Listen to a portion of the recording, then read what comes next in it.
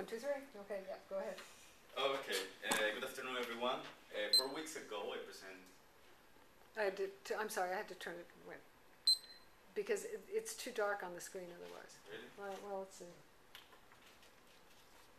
Maybe this is okay. All right, let's do it like this. Okay, I'm sorry, go ahead.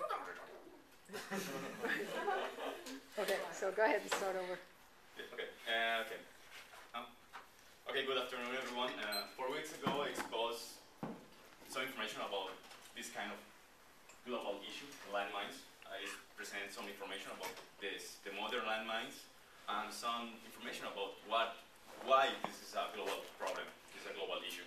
Okay, today I want to present something related with how can be, how is detected this kind of landmines on the ground, and maybe some kind of new techniques to develop this research. Let me start with the agenda. The first part is a summary of the previous presentation. The next part is what is the problem with traditional metal detectors. Maybe we talk about this, the last presentation.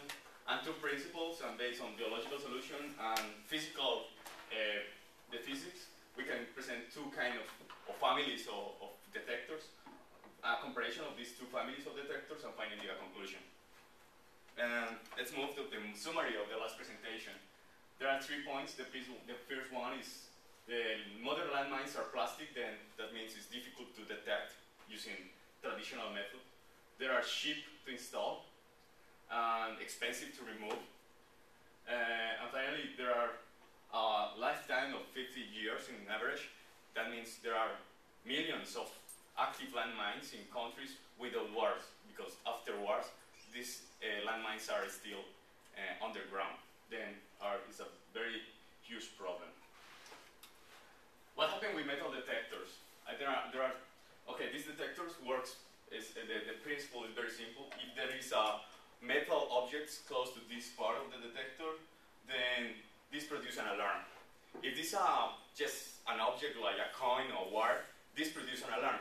That means because the modern landmines are plastic, then there are two problems with this kind of detectors. The first one is the probability of detection is very low because the modern landmines are plastic.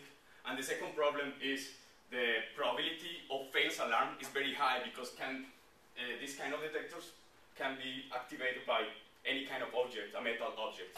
Then with these numbers, I can introduce you with this kind of problem. What is the size of this problem? Between 1982 and 1998, in Cambodia was using metal detectors to find landmines.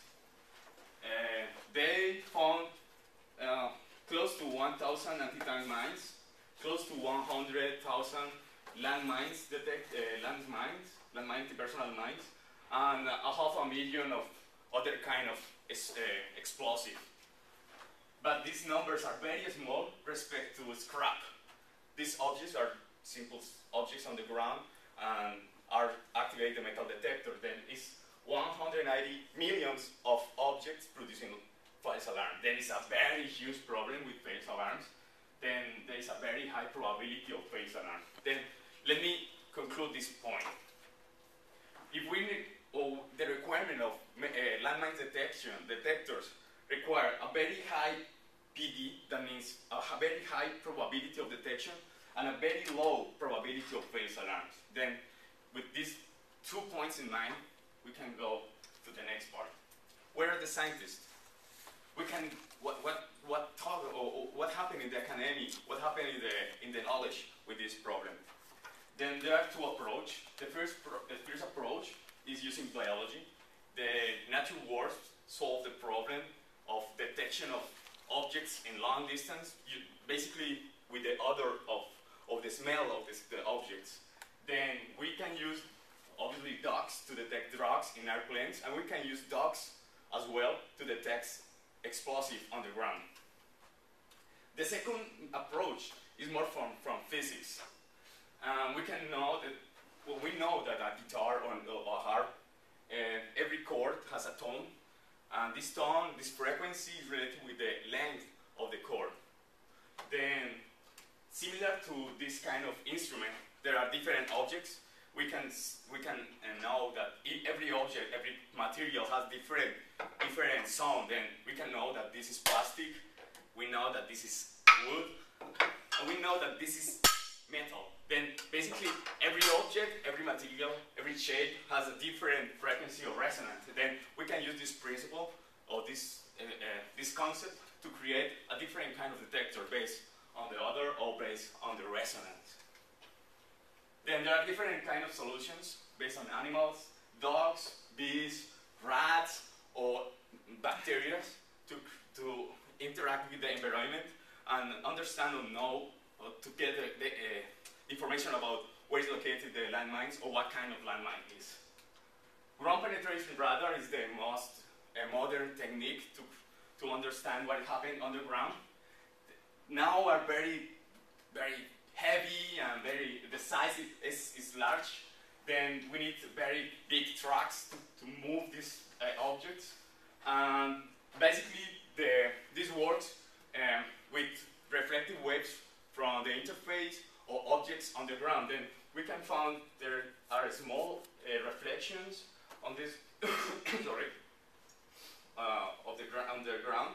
Then based on this information we can detect objects with these different shapes of different size, even if it's not metal. Okay? Yeah, that's 6 minutes. Oh my God.